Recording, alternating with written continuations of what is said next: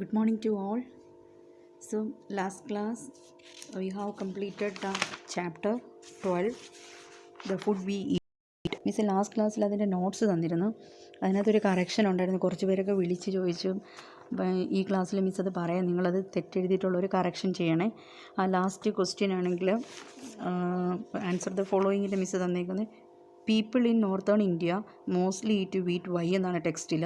ആ northern India എന്നുള്ളിടത്ത് modern India കിടക്കുന്നത്, മോഡേൺ മാറ്റി നോർത്തേൺ ആക്കണേ.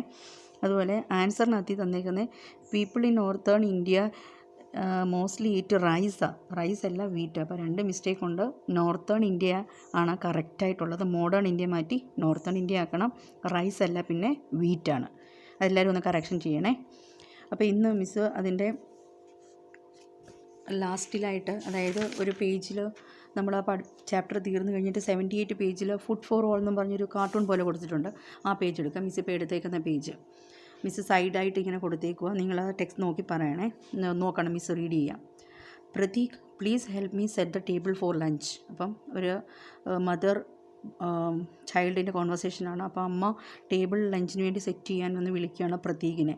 അപ്പോൾ എന്താണ് അവൻ്റെ reply? Just give me 2 minutes, I am thinking of an idea for my project. അപ്പോൾ അവൻ പറഞ്ഞ 2 minutes ഇതാ, അവൻ എന്തോ പ്രോജക്റ്റ് സ്കൂളിലേക്ക് ചെയ്യുന്നതിനെ പറ്റി തിങ്ക് ചെയ്യുകയാണെന്ന്. നെക്സ്റ്റ് പിക്ചറിൽ അവൻ ഫ്രിഡ്ജ് ഓപ്പൺ ചെയ്യുവാണ്. It's cold. ഫാദർ റിപ്ലൈ കൊടുക്കുന്നത് എന്താ നോക്കി? Food kept in the refrigerator remains fresh longer. അതായത് അത് ഫ്രിഡ്ജിനകത്ത് ഭയങ്കര തണുപ്പാന്ന് അവൻ പറഞ്ഞു. അപ്പം എന്തിനു വേണ്ടിയിട്ടാണ് ഭയങ്കര കോൾഡ് ആ ഫ്രിഡ്ജിനകത്തിൽ? അതായത് നമ്മൾ വെക്കുന്ന ഫുഡൊക്കെ നമുക്കറിയാം, ഫ്രൂട്ട്സും നമ്മൾ ബാക്കി വന്ന ഫുഡൊക്കെ വെക്കും, അത് കേടാകാതിരിക്കാൻ നല്ല കോൾഡ് ടെമ്പറേച്ചർ ആണെങ്കിൽ ഫ്രഷായിട്ട് കുറേ നാളിരിക്കും. ഏതാ ഫ്രിഡ്ജിനകത്ത് വെക്കുന്ന സാധനം. ആൻഡ് അതിൻ്റെ താഴെ നെക്സ്റ്റ് മൈ ഫേവറേറ്റ്, അവന് ഇഷ്ടമുള്ള എന്തോ ഫുഡ്. അപ്പോൾ അവൻ കുറച്ച് ഫാസ്റ്റ് കഴിക്കുകയാണ്. അപ്പോൾ അമ്മ എന്താ പറയുന്നത്?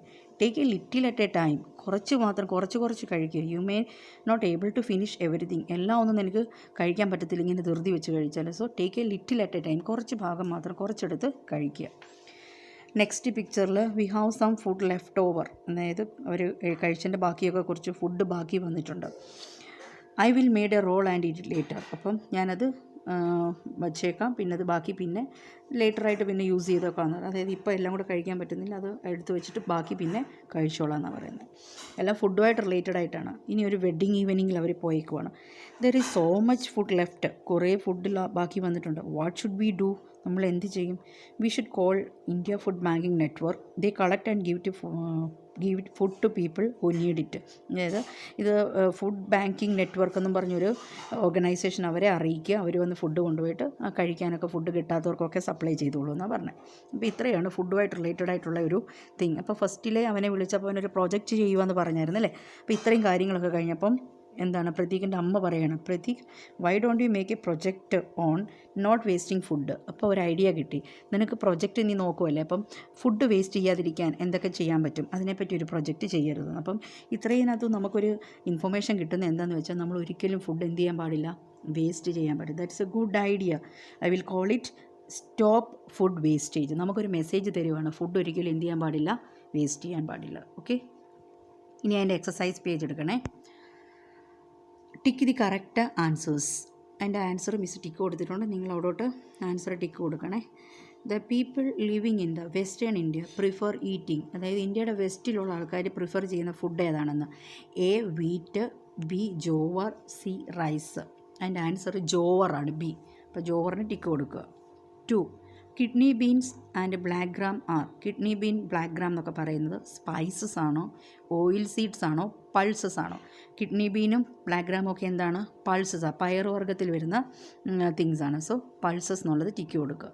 3rd question we get oil from dash. നമുക്ക് ഓയിൽ കിട്ടുന്നത് എവിടെ നിന്നാണ്? Coconut, cinnamon, kidney bean. എവിടെ നിന്നാണ്?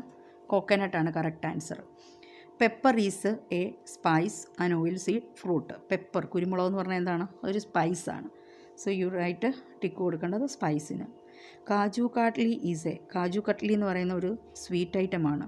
ക്രോപ്പ്, ഫ്രൂട്ട്, സ്വീറ്റ് ഉണ്ട്, അത് നമ്മൾ പഠിച്ചാണ്. കാജു കട്ലി എന്താണ്? It's a sweet. അപ്പോൾ അത്രയാണ് ടിക്ക് ദി കറക്റ്റ് ആൻസേഴ്സ്. ഇനി അതിൻ്റെ B part, fill in the blanks with correct words from the box. ബോക്സിൽ കുറേ ആൻസർ കൊടുത്തിട്ടുണ്ട്, നിങ്ങൾ കറക്റ്റായിട്ട് അതിൻ്റെ ആൻസർ എഴുതണം. 1 rice, wheat and dash are food grains. താഴെ കൊടുത്തിരിക്കുന്നതിൽ ഒരെണ്ണം കൂടെ ഒരു ഫുഡ് ഗ്രെയിനൂടെ മേളിലേ വരുന്നുണ്ട്. Rice, spices, bajra, mustard. Rice already വന്നിട്ടുണ്ട്. പിന്നെ ഏതാണ്? ബജ്രയാണ് കേട്ടോ. അപ്പോൾ റൈസും വീറ്റും ബജ്രയാണ് ഫുഡ് ഗ്രെയിൻസ്, ധാന്യങ്ങളെന്ന് പറയുന്നത്. People living in eastern India mostly eat. ഈസ്റ്റിലുള്ള ആൾക്കാർ കൂടുതൽ ഏതാണ് കഴിക്കുന്നത്? റൈസ്. അപ്പോൾ ആൻസർ എന്താണ്? Rice. Third question, we get oil from seeds of. നമുക്ക് ഈ പറഞ്ഞതിനകത്തുനിന്ന് ഓയിൽ കിട്ടുന്ന ഏത് സീഡാണ്? മസ്റ്റാർഡ്. അപ്പോൾ അതിൻ്റെ ആൻസർ മസ്റ്റാർഡ് എഴുതുക.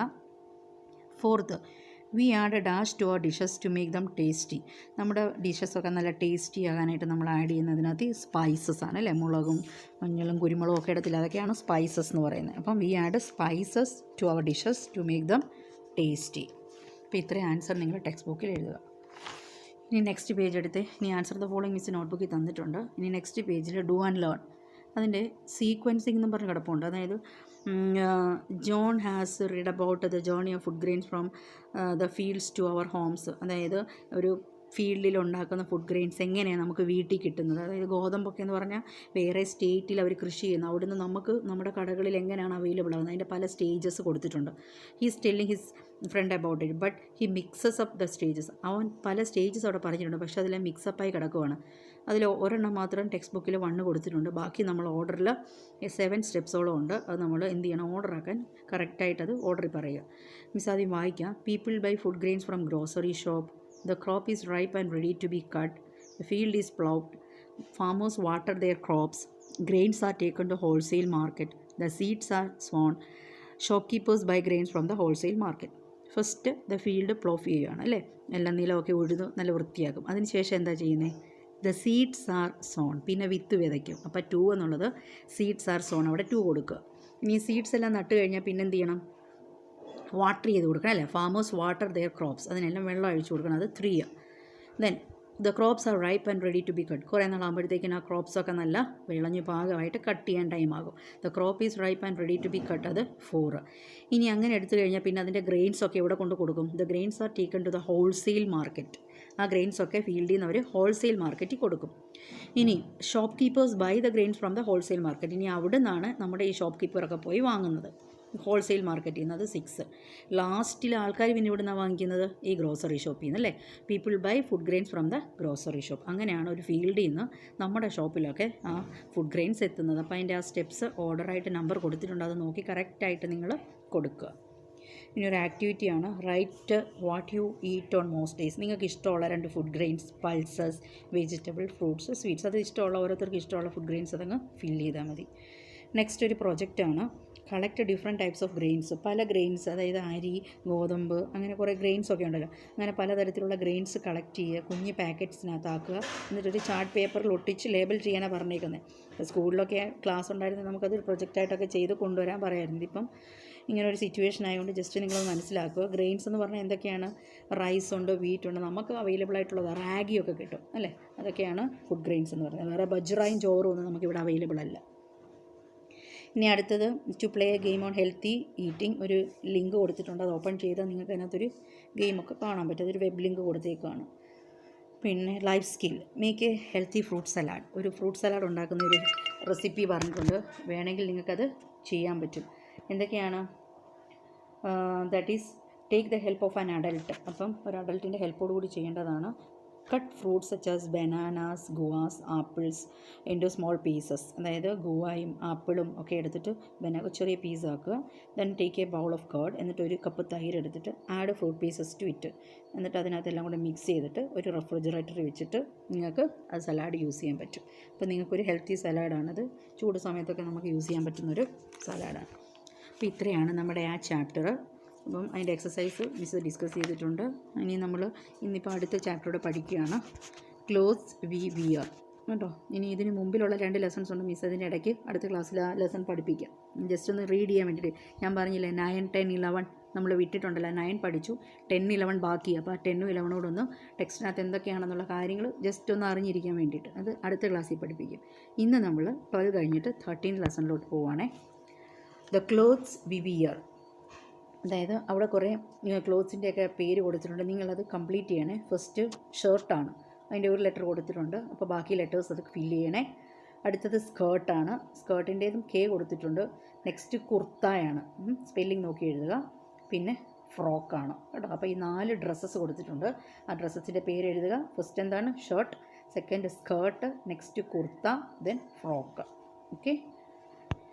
ഇനി നമുക്ക് ഇന്ത്യയിലെ പല പല ഡ്രസ്സസൊക്കെ ഓരോ സ്റ്റേറ്റ്സിലൊക്കെ ഇടും അല്ലേ. പല പല ഡ്രസ്സസ് നമുക്ക് കാണാൻ പറ്റും. Variety of clothes worn in India. So India has places that are cold and places that are hot. നമുക്കറിയാം ഇന്ത്യ പോലൊരു സ്ഥലം എന്ന് പറഞ്ഞാൽ എന്താണ്? കോൾഡുള്ള സ്ഥലമുണ്ട്, ഹോട്ടുള്ള സ്ഥലമുണ്ട് അല്ലേ. In cold places people wear woollen clothes. നമുക്കറിയാം കോൾഡ് ക്ലൈമറ്റ് ഒക്കെ ഉള്ളിടത്ത് ആൾക്കാർ എങ്ങനത്തെ ഡ്രസ്സസാണ് യൂസ് ചെയ്യുന്നത്? Woollen clothes. In places which are hot people wear cotton clothes. എന്നാൽ ചൂടൊക്കെയുള്ള സ്ഥലത്ത് ആൾക്കാർ കോട്ടൺ ക്ലോത്ത്സ് ഇടും. So the climate of a place determines the type of clothes people wear. അപ്പം ഏത് ക്ലോത്ത്സ് ഇടണമെന്ന് അവിടുത്തെ ക്ലൈമറ്റാണ് പറയുന്നത്. അല്ലെങ്കിൽ ഏത് ക്ലൈമറ്റ് ആണെന്നനുസരിച്ചാണ് നമ്മൾ ഏത് ക്ലോത്ത്സ് ആണ് ഇടേണ്ടത് നമ്മൾ ഡിറ്റർമിൻ ചെയ്യുന്നത്. There are some clothes that are common and popular throughout India. ഇനി ഓരോ സ്ഥലത്തും പോപ്പുലർ ആയിട്ടുള്ള ചില ഡ്രസ്സസ് ഒക്കെ ഉണ്ട്. Sari, salwar kameez, trousers, shirts, skirts, churidar, kurta and jeans and some such clothes. അങ്ങനെ പല സ്ഥലങ്ങളിലൊക്കെ ഇടുന്ന ഡ്രസ്സസാണ് കൊടുത്തേക്കുന്നത്. Some clothes are worn by people in certain areas only. അപ്പോൾ ചില സ്ഥലത്ത് ചില ആൾക്കാർ ആ ഡ്രസ്സസ് മാത്രമേ, അത് വേറെ എവിടെ യൂസ് ചെയ്യത്തില്ല. അങ്ങനെയുള്ള ഡ്രസ്സസിന് പറയുന്നത് ട്രഡീഷണൽ ക്ലോത്ത്സ് എന്നാണ്. എന്താണ് ട്രഡീഷണൽ? അതായത് പട്ടുപാവാട ബ്ലൗസൊക്കെ ഇവിടെ കേരളത്തിലല്ലേ, സെറ്റ് സാരി അല്ലെ സെറ്റ് മുണ്ട് അങ്ങനെയൊക്കെ ഉള്ളതൊക്കെ നമ്മൾ കേരളത്തിലുള്ളവർ, അത് നമ്മുടെ ഒരു ട്രഡീഷണൽ ക്ലോത്ത്. അങ്ങനെ ഓരോ സ്റ്റേറ്റ്സിലും അവരുടേതായ ഏരിയയ്ക്ക് ഓരോ ക്ലോത്ത്സ് ഉണ്ട്.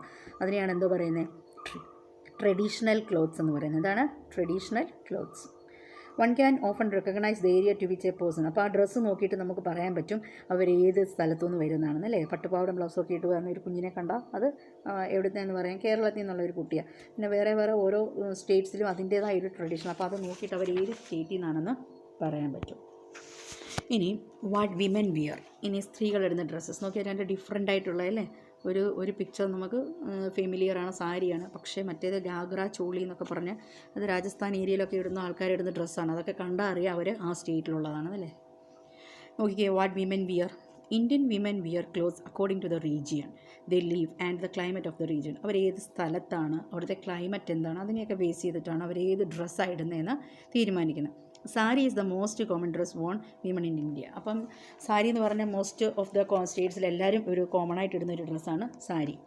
It is worn in different styles. അപ്പം നമ്മൾ സാരി ഇതിപ്പം നമ്മൾക്ക് കേരളത്തിലുള്ളവരൊക്കെ ഈ സ്റ്റൈലില്ല, എന്നാൽ തമിഴ്നാട്ടിലും ആന്ധ്രയിലും ഒക്കെ പല ഡിഫറെൻറ്റ് നമുക്ക് സിനിമയിലൊക്കെ കാണാൻ പറ്റും അല്ലേ. ഡിഫറെൻറ്റ് സ്റ്റൈൽസിൽ തന്നെ ഈ സാരി കൊടുക്കാൻ പറ്റും. അപ്പോൾ ഓരോ സ്ഥലത്തും എന്താണ് അതിൻ്റെ ആ സാരി വിയർ ചെയ്യുന്നതിന് ഓരോ വേ ഉണ്ട്. അത് നമുക്ക് സ്റ്റേറ്റ് നോക്കിയിട്ട് പറയാൻ പറ്റും അത് ഏത് സ്റ്റേറ്റിലുള്ളവരാണെന്ന്. Here are the names of some clothes worn by women in different regions. സ്ത്രീകളിടുന്ന പല ഡ്രസ്സസ് അതിൻ്റെ ഓരോ പേരുകൾ കൊടുത്തിട്ടുണ്ട്. പട്ടു ഇൻ ഹിമാചൽ പ്രദേശ്. പട്ടു എന്ന് പറയുന്ന ഒരു ഡ്രസ്സ് ഹിമാചൽ പ്രദേശിലുള്ളവരിടുന്നത്. ഗാഗ്ര ചോളി, അത് ഞാൻ കണ്ടില്ലേ മേളിലെ ആ ഡ്രസ്സാണ്, അത് രാജസ്ഥാനാണ്. ഗാഗ്ര ചോളി ഇൻ രാജസ്ഥാൻ. മേഖല ചാദർ ഇൻ ആസാം. എന്താണ് മെഖേല ചാദർ ഇൻ ആസാം. മെഖേല ചാദർ എന്ന് പറയുന്ന ഒരു ഡ്രസ്സ് ആസാമിലുള്ളവരിടുന്ന. ഉത്തർപ്രദേശിലാണ് പിന്നെ ഗറാര. എന്താണ് ഗറാര എന്നുള്ള ഒരു ഡ്രസ്സാണ് ഉത്തർപ്രദേശിൽ. Phanek and Innaphi in Manipur. എന്താണ് ഫണീക്ക് ആൻഡ് ഇന്നാഫി ഇൻ മണിപ്പൂർ. മണിപ്പൂരിലുള്ളവരിടുന്നതാണ് Phanek and Innaphi. Then pattupavada worn by young girls in South India. South India എന്ന് പറഞ്ഞാൽ നമ്മുടെ തമിഴ്നാട്, കേരളമൊക്കെ വരും, അവിടെ ഉള്ളവരിടുന്നതാണ് പട്ടുപാവാട. അപ്പം ഇത്രയും ഡ്രസ്സസ് ഡിഫറെൻറ്റ് സ്റ്റേറ്റ്സിലെയാണ്. എന്തൊക്കെയാണ് വിമൻ ഇടുന്നതാണ്? Pattu in Himachal Pradesh, ghagra choli in Rajasthan, mekhela chador in Assam, ghagra in Uttar Pradesh, Phanek Innaphi in Manipur, pattupavada worn by young girls in South India. So these are about the different types of dresses that women wear. കേട്ടോ. അപ്പോൾ മിസ് ഇത്രയും വരെ ഇന്ന് പഠിപ്പിക്കുന്നത്, ബാക്കി നമുക്ക് അടുത്ത ക്ലാസ്സിൽ പഠിക്കാം. അതിൻ്റെ നോട്ട്സ് കൂടെ തരാം. അപ്പം ഇത്രയും നന്നായിട്ട് വായിക്കണം കേട്ടോ. ഇതിനകത്ത് കുറച്ച് കാര്യങ്ങൾ മാത്രമേ പറഞ്ഞിട്ടുള്ളൂ, ഡ്രസ്സസും പിന്നെ വിമൻ വിയർ ചെയ്യുന്ന ഡ്രസ്സസും. അതുപോലെ മറ്റേ ചാപ്റ്ററിലെ എക്സസൈസും എല്ലാവരും കംപ്ലീറ്റ് ചെയ്യാം.